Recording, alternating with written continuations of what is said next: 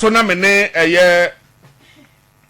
Prince Obri yeboa political analyst or sanso policy expert and a free economist ankasa.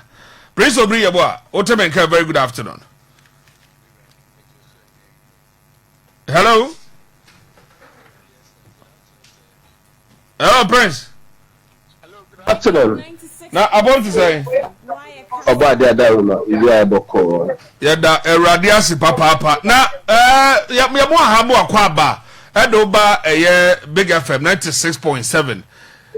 My ending kakra, you are in the Ashanti region. Who they are free one kasa. We cry they said, Nkawampa, Nkawakoshe Canada hobe be kakra. But who are in Quadia? Kumasi feeling net saying 23 days to election. I got 23 days. Now, Yakwa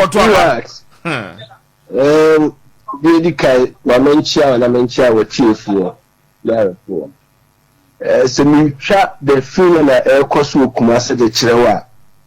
As a environment, kiki towards the general elections. Me cast the environment kiki all the two political parties and they are crisscrossing, doing everything humanly possible so the member attracts the attention of the public, Na Bahra who say Kumasi battlegrounds, it is a number make the probabilities will be lose to the next election very high. It's do last effort. Go so. Now, not the former president, John Dramani Mahama, the same week here, he the vice president, you are Dr. Mahmoud Bawumia, as you are the Honoma, Umuna, Enenava, Bia, near the campaign, no, the Indeed, Kumasi atmosphere, lady, pick it up, but I feel election, Ashanti regional election, the outcome, very difficult. So, I predict how it's going to end.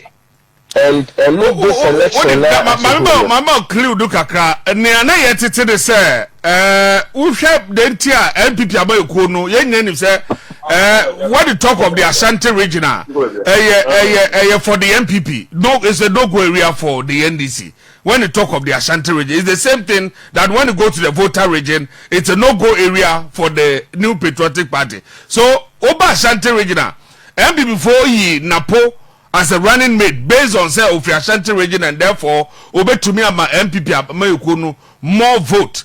Now, the likes of Alan Kojo Chamatin and Afe Cheddar, and so Yanyan say womu geni grounds pa ewo. So the possibility they say a ma ne wosenka ebia NPP amayukunu benya through the help of ebia Napono Alan ewo and a Cheddar ewo. Now we were also told say the NDC as a party no and so penetrating on grounds. Senate here wenim. Yeah, no creba kwe woman meka te ache watifu nyina na say the performance here Dr. Mahmoud Bawumia ebinya de free Ashanti region no will not be as a result of his selection of Dr. Napo. Machu Poku Prempe.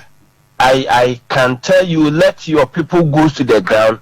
May interview Nkofo so beto abama hwan obeka chesi bi ameto ma party E or party B. Is it because of vice presidential candidate Nisu Free Hentiana?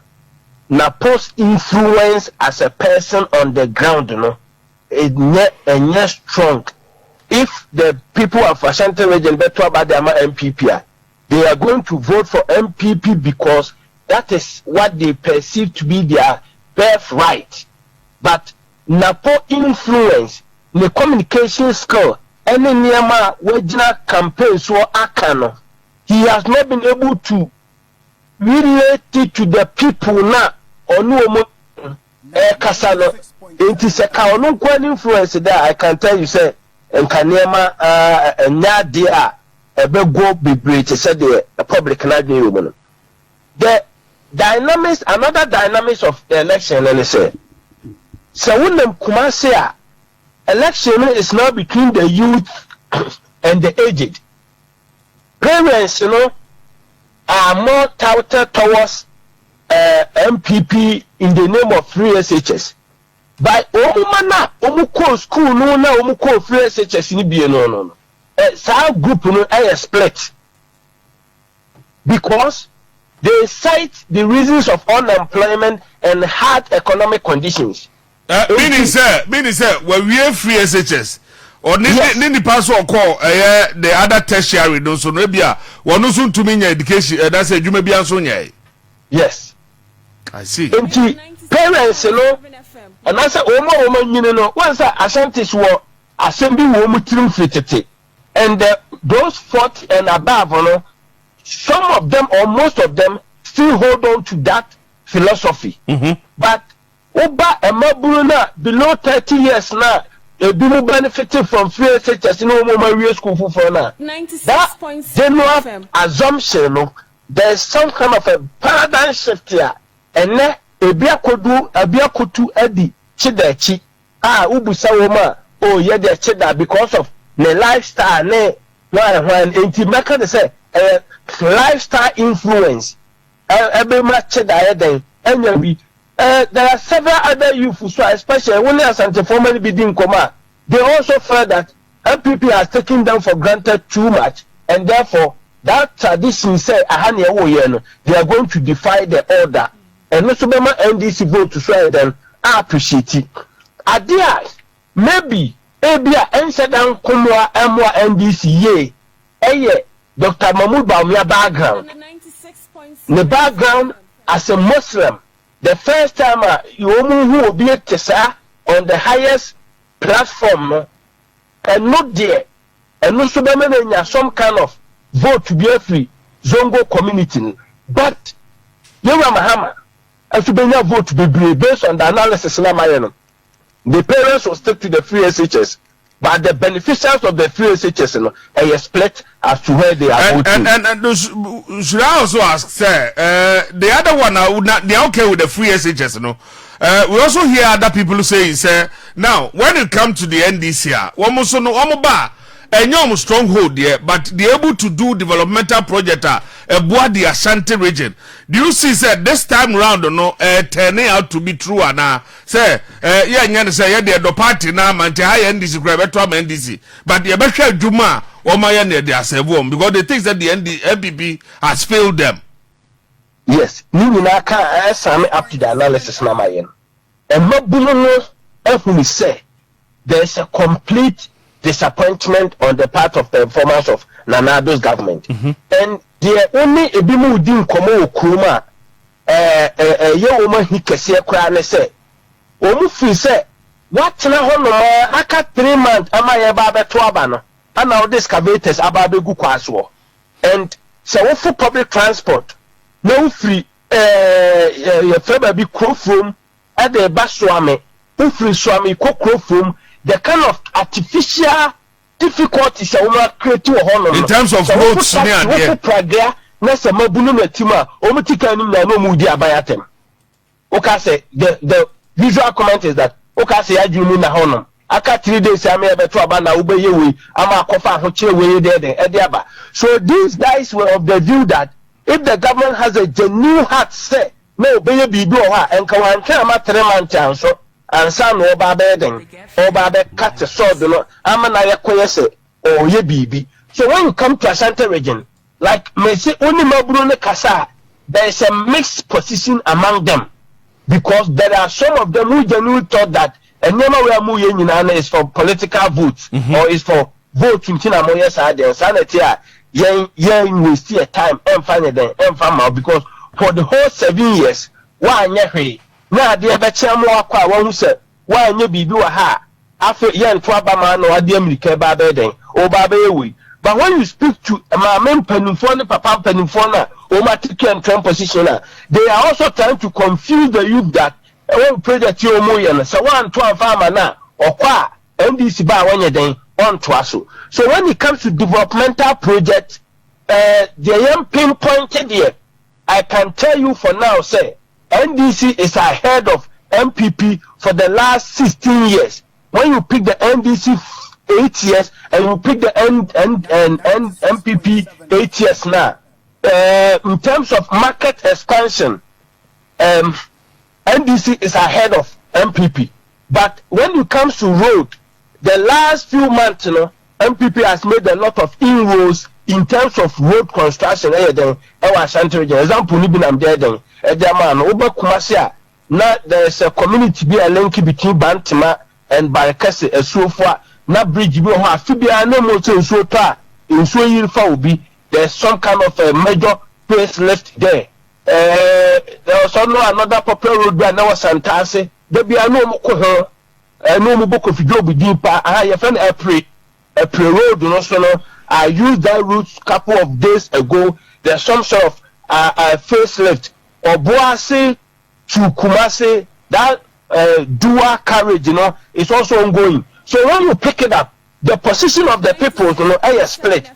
Most of the youth or some of the youth are of the view say, Mopesi to Obama Muntina Makoye no. Then the agent national woman finish said no. Umasa says a man to a woman NDC bar. Then the another major campaign message MPPA used to be NDC year. The National Health Insurance pilot one-time premium piloting and that propaganda the free SHS propaganda they are using it strongly in Ashanti region.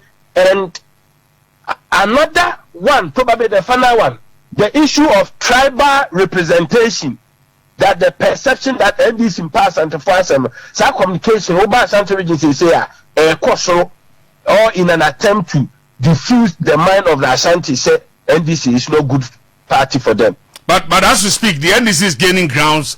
The likes of Cheddar and then Alan John. So the question I was asking is, does it mean say Alan, Cheddar, and then the NDC vote wasn't MPP Enyano? They are also taking it because people wouldn't look at say Ebia Napo. I was so say Ebia Alan. It's Yantoma Napo instead of Alan Chematin, and also it is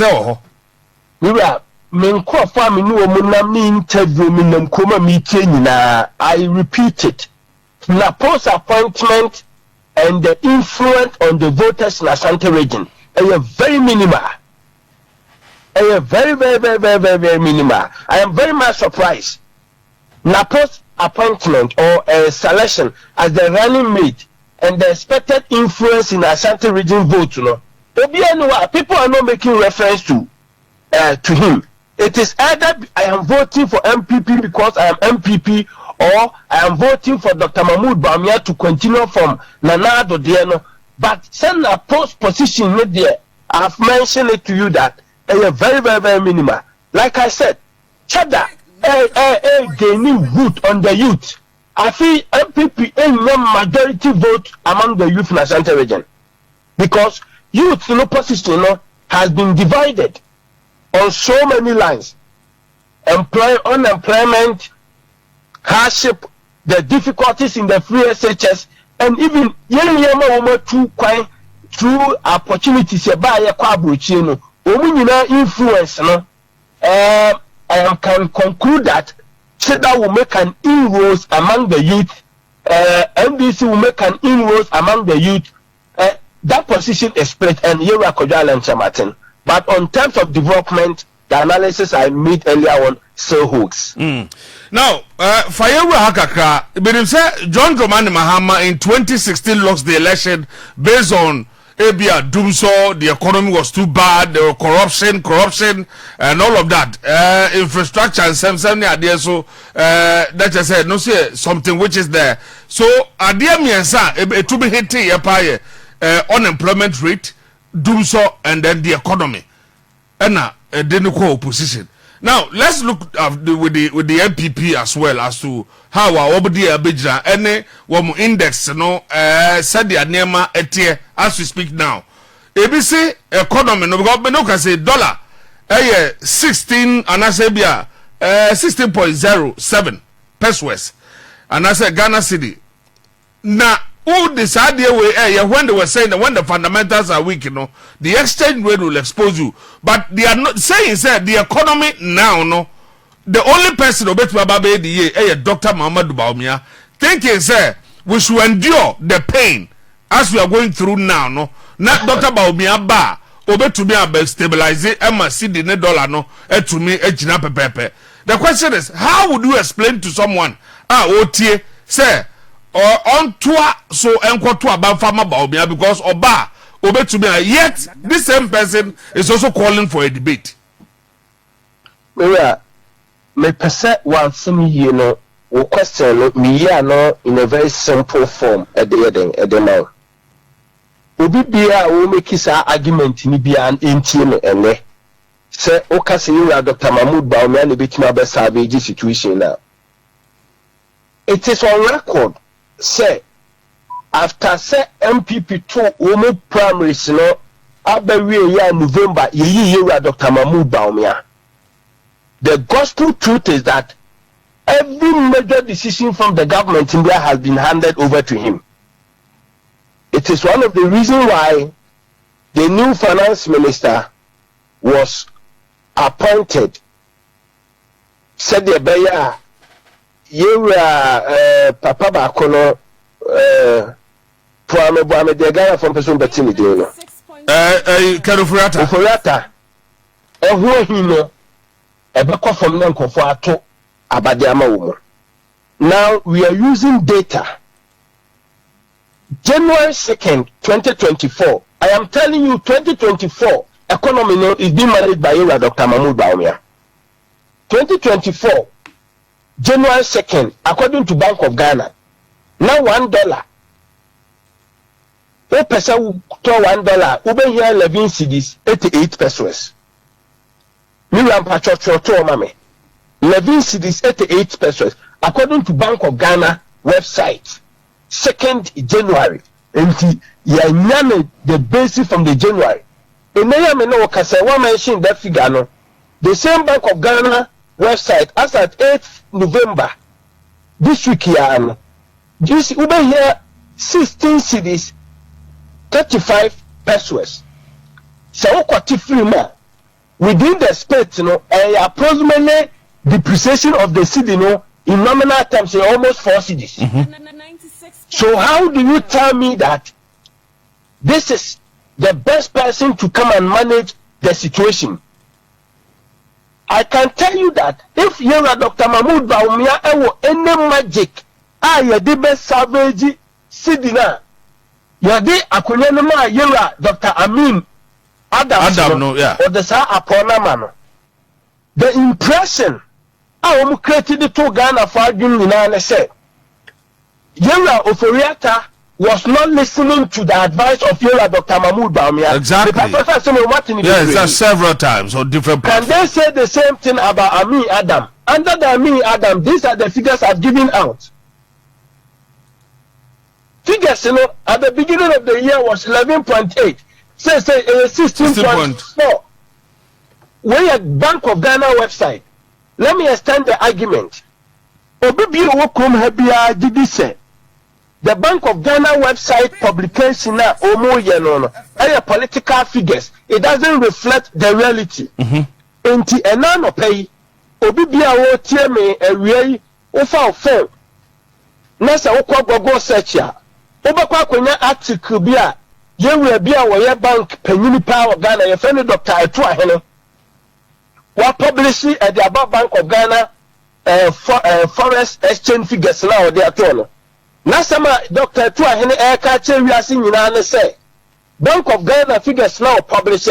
It is too super artificial. It does not reflect the reality on the ground. Say I only make a say. What person will not dollar Libya? Over more than 17 50 pesos. A name and no say. Oh, per dollar over more than 17 cedis.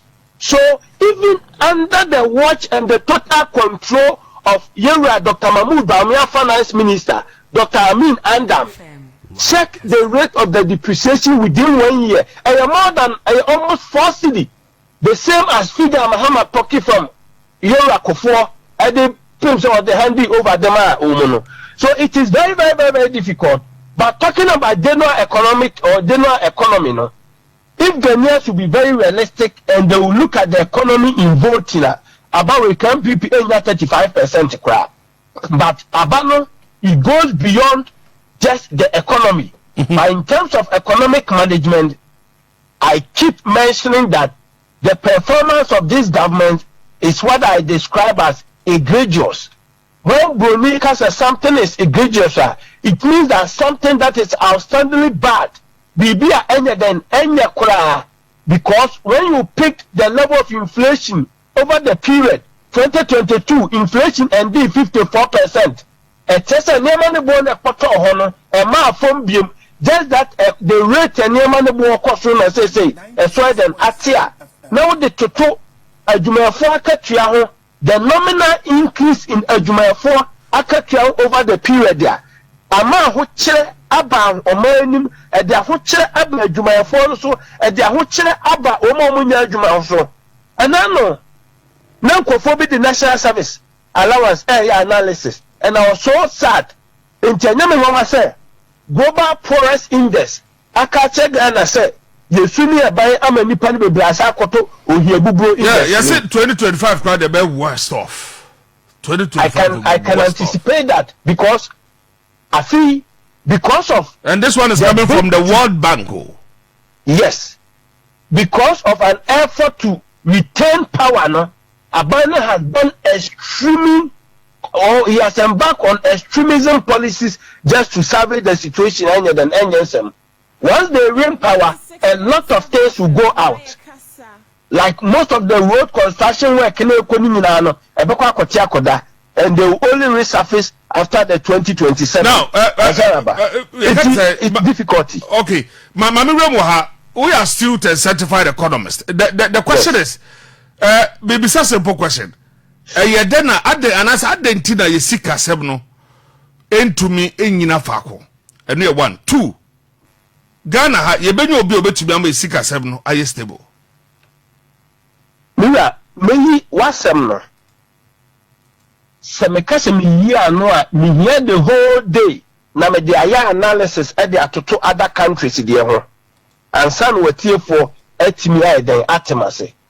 The general perception and also assumption is that ye import driven country, and therefore we import nyama bebre no we see the na ho de be den ebe kofom. The general understanding is correct, but it is not the holy truth. No problem. But yenyen say. All what I wanted to ask is that, sir. Prince Abenoka say, Prince, you the Ghana sika se be finance minister. Untumi stable sika maye. Yeah. A difficult question, because a tada element any unseen hands kwana ya na a message need depreciating no a basic ne ubisa finance ministers for abaswa wouldn't be a business question. Maybe a question because I'm linking it to Dr. Mamadu Bawumia in the sense time na woba utie voice bi adanado kan ya yesi kana ye hata tanta enote na makofa Dr. Mamadu Bawumia but said they benya a strong CD. And so that is why I always say that was the time na adia na hu Bawumia mu so he was smart, very energetic, very smart, and as well as said no you're somebody who was giving Ghanaians hope. Say yesi kana na crash no there's going to be that hope ebe peja niama. And then we also make sure that we invest everything we have to him. And so, if we have such a person, our economist, now he's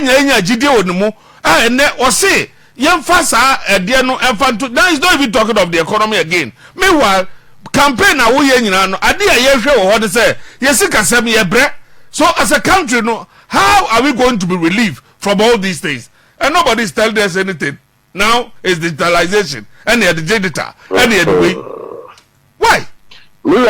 the mechanism, their level of understanding about the dynamics of economy, the economic factors ni play no, then idea form.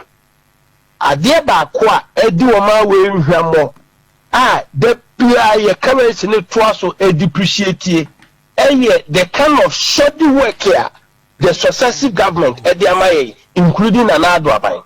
Mamima example Takrade, the number of time at the central business area of Takrade, Abayaba Hose Obabe Equine then Ewono. The number of times here, Tamamoto Way, Yakwasi Yakwakoya Juma or Huayanye. The Empesa Mekane say, Yakwaji Bosiana, a Juma, Sassi a dia, a demfa so bebanono. The politicians end up pocketing the money, and the road contractors end up doing a shoddy work for us.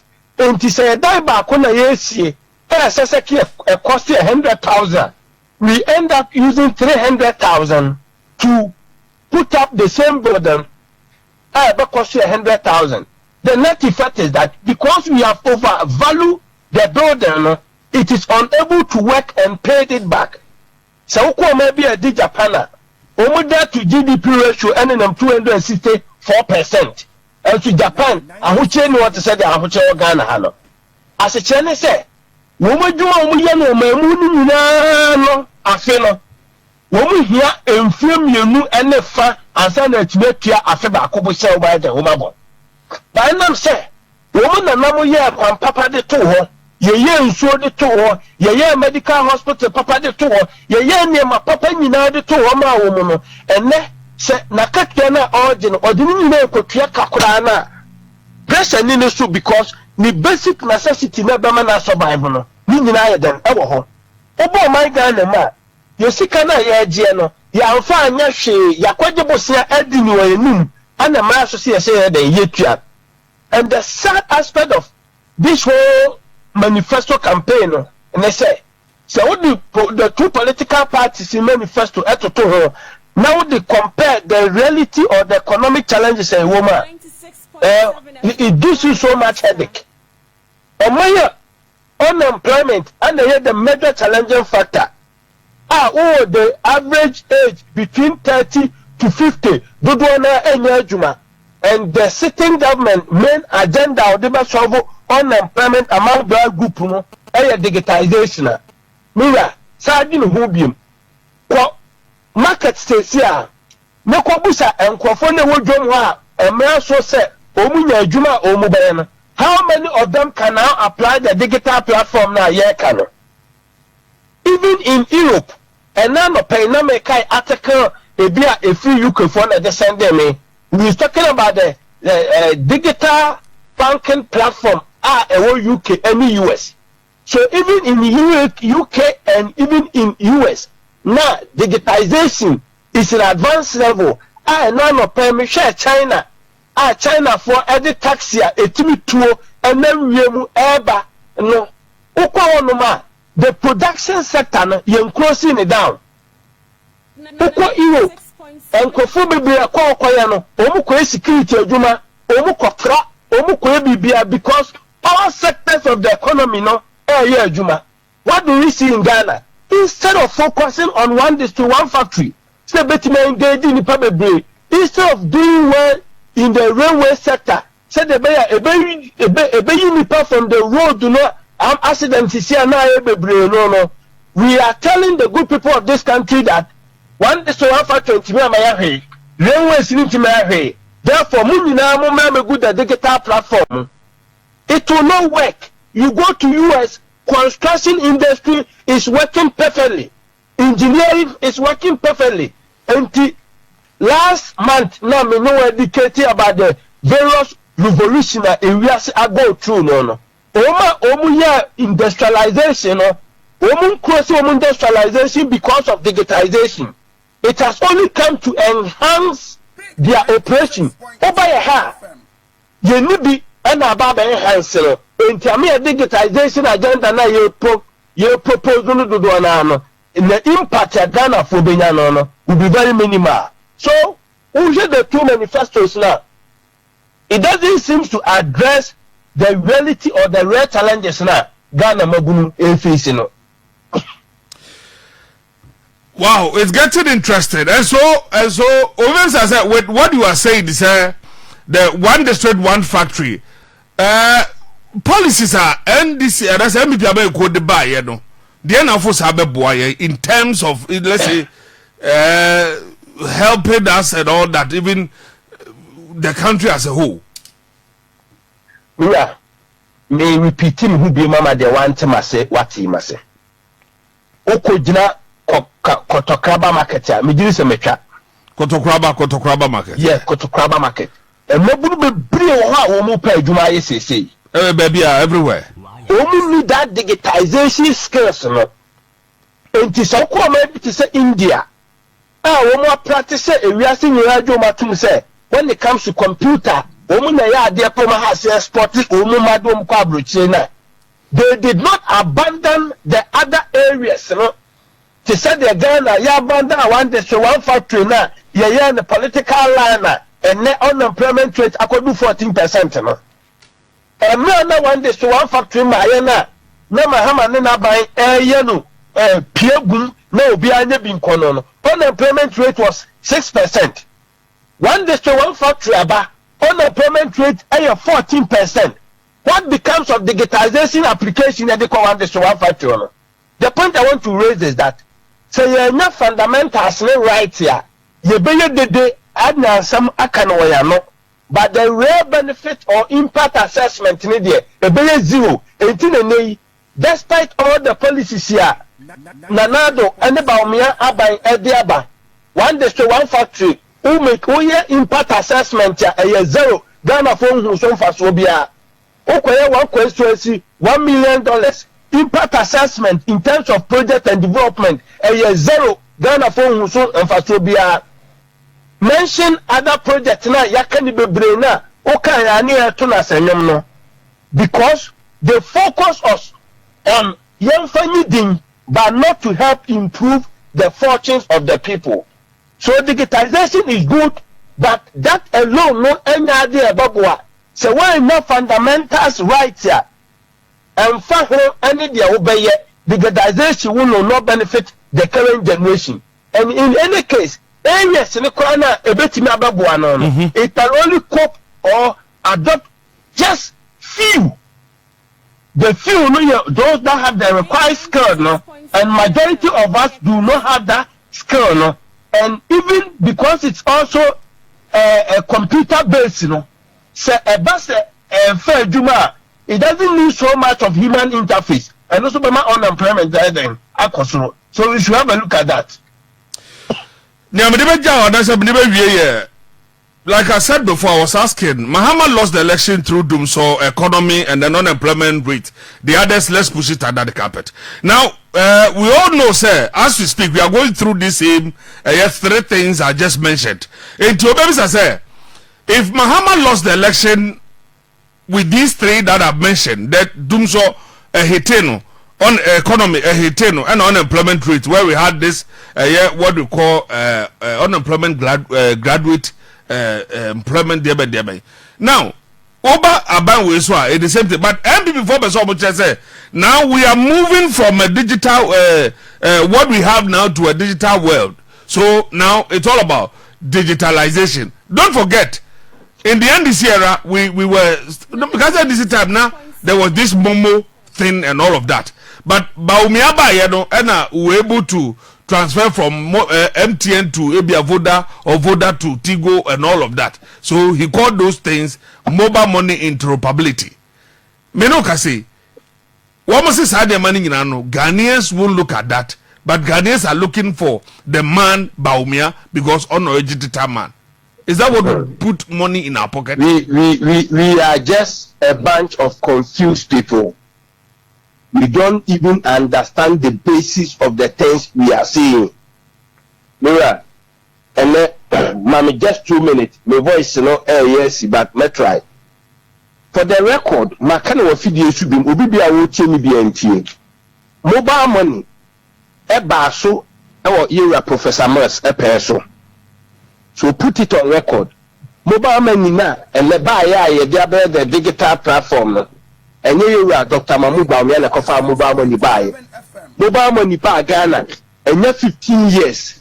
It is a 15 from the year 2024 ma a better year mobile money year than a buy.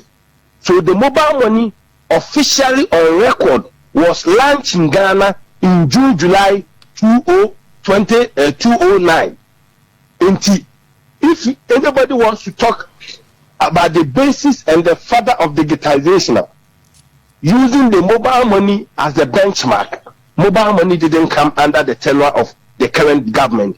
15 years ago, now Professor Moss, and the president, and I'm vice president, and I'm mobile money then. The second point I want to make is that time a mobile money buy na MTN offices and an 18 year than any mobile money no. So in the year 2011, Bank of Ghana revised the electronic transfer legislation and the map mobile money for employ the services of agents. The amount unemployment cost through at the time no, any bring your opportunity and your mobile money merchant be. This asma make the year 2011-2012. So in terms of mobile money, that digital platform employment creation, the highest of it, and it's you around this period. The third point I want to also make na obia umuko school and no to was that it is never true that time no untimi enye inter platform transfers and no but the urban day an enhanced form. Satan so who issue Vodafone, let me issue MTN, and person send it Momo Demawa, and no na issue token platform no, and me generate token now that one number so now the token na no akwa then no akwa yi. So when stages of life wa abrabomu bibia abana se ye be hyase a ye wo akora na chinkwa na da ho afa bedu ba bi no oba bebutu ebedu ba bi no wa ha se no so the introduction of the mobile money couldn't have automatically started with that interoperability, but after 6 years after some mobile money then the then government Satam Mahama was the president saw the need he said as a creative platformer one network so everything send another money from their network to another one. So Mahama and his team shared the process of interoperability as a just that yet to way as a make a public record or be a person or Google can find information American. And even Dr. Mahmoud Bawumia in his one of his submission accused the government. I meant Mahama government say Sikana Nanka or the areas are mobile money interoperability I was so dodo na Ghana was going to be short-changed. This emphasized that even before Baba now buying and making an effort to introduce inter-network transfers. The third point about this digitization is that Ghana for you say the digital platform now and I say Accra digital platform, it was being set up by Mahama. Having said all this, NPP Rene Abano, the vice president made it agenda to propagate the agenda of the digital platform. That does not mean that Onome Kofabaya and say he is the father. Because somebody should tell me which of them the market can Onome Kofade or Kofade Baye. Ghana card was introduced by former President Kufuor. NDC somewhere somehow abandoned it. The current government Nanado only came to continue from where it was. So somebody should just tell me or challenge me and give me unique thing. And the so the issue of this digitization, Mira, it is very good thing, but I'm telling you that it is not the panacea. It is not the solution to the current economic challenges now you go through no.